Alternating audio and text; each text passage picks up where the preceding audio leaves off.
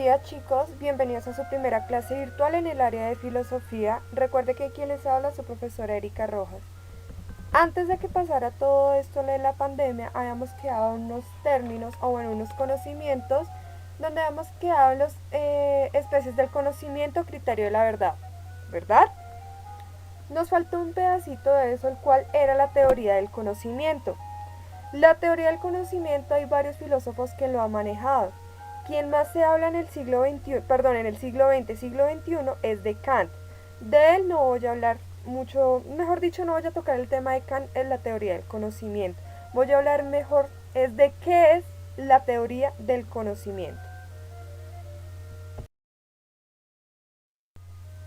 La teoría del conocimiento surge a partir de una revolución científica en el siglo XVI. Cuando surge esta revolución, cae la teoría geocéntrica, la cual decía que la Tierra era el centro del universo. Antes del siglo XVI se pensaba que la Tierra estaba, ¿cómo explicarlo? Era inerte, no tenía movimiento, y quien se movía era el Sol, las estrellas y los otros planetas. Nuestro planeta Tierra se quedaba en el centro sin ningún movimiento. Ya en el siglo XVI se descubre que esta teoría es completamente falsa, por lo cual nace una nueva teoría y es la certeza del conocimiento. Cuando se crea esta certeza del conocimiento, se pretende que el conocimiento quede en primer lugar. Ahora se tiene que tener las bases firmes y seguras sobre cualquier tema del que se hable. Ya no, por decirlo así, no quiero que suene feo, ya no se come el cuento entero de todo lo que dijera un científico o un filósofo. A partir del siglo XVI, toda esta teoría filosófica empieza a dar un cambio a la historia. Cuando hablamos de teorías del conocimiento tenemos que hablar de dos clases principales. La primera, los sentidos corporales, los cuales son el conocimiento sensitivo. A ello se le añade la imaginación y la memoria. Se da lugar a la inteligencia. Aquí ya es donde se empieza a hablar de inteligencia, por eso se llama una revolución científica. Nuestra segunda clase de conocimiento es la inteligencia, la cual conoce la verdad de las cosas. Listo, dejemos hasta ahí el tema de la teoría del conocimiento. Uno de nuestros temas, y ya para empezar el segundo periodo, es la filosofía helenística. Esta filosofía nace en el siglo IV antes de que esta filosofía nace después de la muerte de Alejandro Magno. Esta es una de las figuras más representativas de aquel momento de la muerte de este hombre. Listo. Gracias a la muerte de Alejandro Magno, la pequeña ciudad-estado de este hombre desaparece por completo. Recuerden que Alejandro Magno manejaba un sistema político en Grecia basado en la polis. Por lo cual, cuando este hombre muere y desaparece esta ciudad-estado, hay un cambio estructural de política y de pensamiento filosófico, por lo cual la política que se manejaba en la época y la filosofía que se estaba manejando en el siglo IV no puede ser el mismo. Nace un nuevo pensamiento filosófico. Pero antes de ver este pensamiento filosófico hay que recordar quién era Alejandro Magno.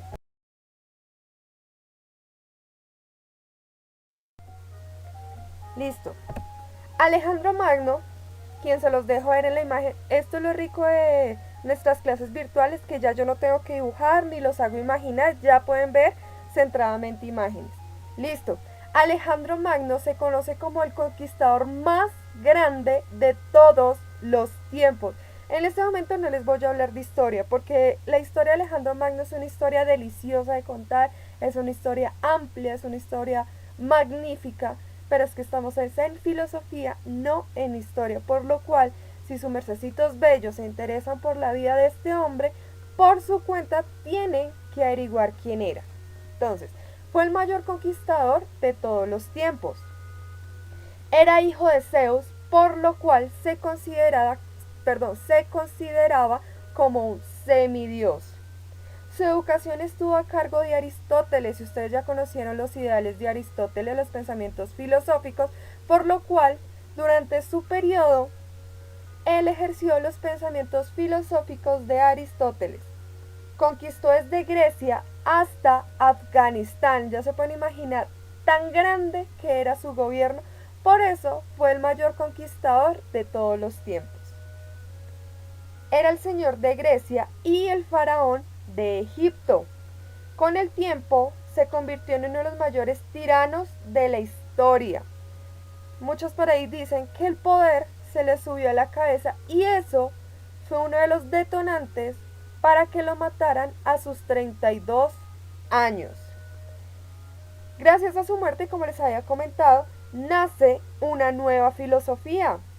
Esta filosofía inicia con la pregunta de ¿qué debo hacer para ser feliz? ¿Qué debo hacer para ser feliz?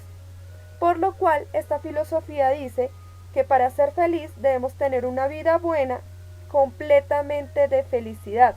El objetivo central era la reflexión de la búsqueda de la felicidad de cada persona. O sea, eres feliz porque comes, pero porque eres feliz por la comida, por el sabor, por el color, por el tacto, por el olor, porque eres feliz comiendo. Empezaban a ser una de las principales preguntas de la filosofía que nace después de la muerte de Alejandro Magno. Listo, una de las primeras filosofías, recuerden que estamos hablando de la filosofía helenística. Durante este periodo, una de las filosofías que nace es la filosofía de los cínicos. Esta filosofía es un movimiento filosófico basado en la actividad de la vida humana, o sea, actividades cotidianas que usted o yo realizamos diariamente. Quien empieza a hablar de esta filosofía es Diógenes, aquel hombre que ustedes están viendo en la imagen. Este hombre desprecia todo aquello que tenga que ver con la vida social, desprecia la política y desprecia la riqueza. Este es uno de los principales pensamientos de este hombre, pues despreciaba todo lo que tuviera que ver con economía y política. Esta filosofía es un poco bonita, ya que no te tienes que centrar en egoísmo o en hacerle daño a los demás. No, esta filosofía, como dice, cínicos, era alejarse de todo aquel que le causara mal o daño a la humanidad. Hablar de cinismo hoy en día es un insulto, y ustedes lo saben. Es un insulto decirle usted si es cínico, pero en aquella época decirle cínico a una persona era hablar de un filósofo de gran poder. En aquella época decirle cínico a alguien era considerado como una adoración. Cínico en la antigua Grecia significa perro. Los cínicos se apartaban de la vida social y vivían en condiciones muy pobres. Por eso ellos se comparaban con la vida de los perros.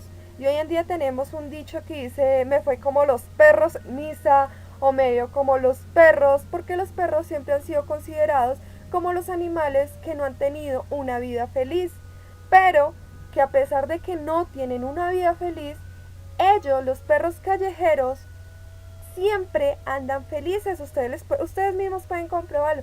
Tú tan solo llama a un perro callejero, dale un trocito de pan, él viene emocionado, batiéndote la colita, algunos te sonríen. Por esa razón, en aquella época, los que se consideran cínicos eran pobres, porque ellos decían que la felicidad no se encuentra en las riquezas ni en los materiales. La felicidad se encuentra en lo que el ser humano le puede brindar a otra persona para ser feliz. Por lo cual, la felicidad de los cínicos se centraba en la sociedad, en una convivencia consigo mismo. Ellos también odiaban Querían a la sociedad, pero no les gustaba juntarse con la sociedad, vivían solos, no les gustaba vivir con alguien más, no les gustaba convivir, es la palabra, no les gustaba convivir con los demás, pero sí eran muy serviciales. Ellos decían, los cínicos decían que no hay felicidad más grande que conocerse a sí mismo.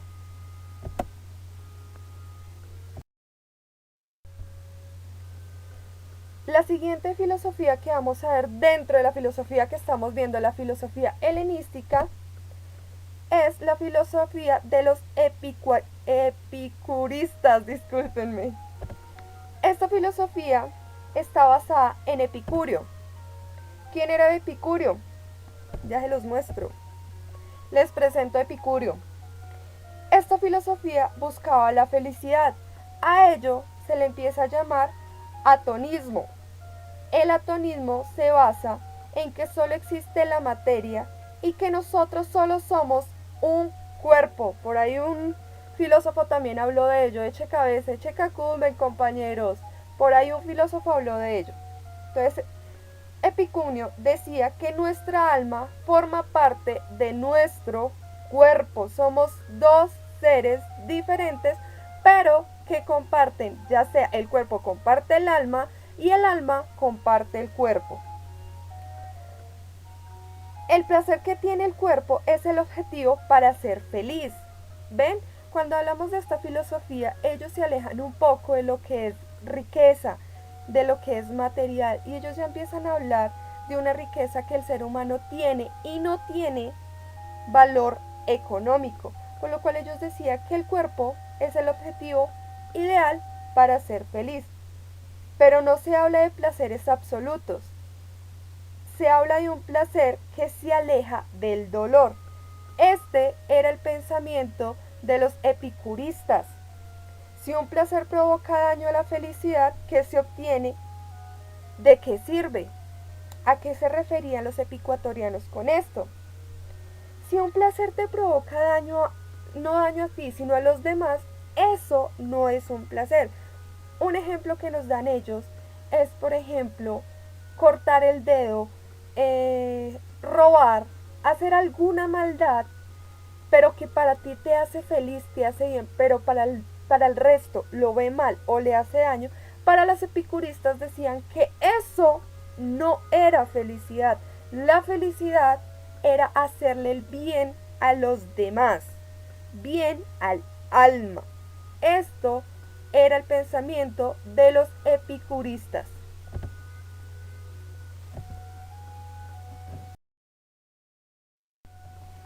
Bueno, mis amores, como ya les había dicho, dentro de esta filosofía helenística se maneja el cinismo y se maneja el epicurismo. Hay unos temas que no hemos visto, como el judaísmo helénico, el platonismo. Bueno, hay diferentes filosofías helenísticas, ahí se las muestro todas. ¿Qué pasa con ellas? Chicos, necesito que se digan de a grupos de 3 y de 2 y me hablen de estas filosofías que están viendo en la pantalla. Ese es el taller que tienen para hoy. Antes de terminar nuestra clase, nos vamos a volver a ver en Zoom y me van a platicar sobre estas escuelas filosóficas helenísticas. Digan si ustedes los había dividido yo, pero creo que si los divido, por los conocimientos que yo crea, de pronto no hagan un buen trabajo. Listo, chicos, entonces por favor van e investigan estas escuelas filosóficas y ya ahorita nos vemos en Zoom. Por favor están pendientes en la plataforma que por ahí les voy a enviar el link para vernos en Zoom. Listo, chicos, buena suerte con la investigación y ya nos vemos. Chao.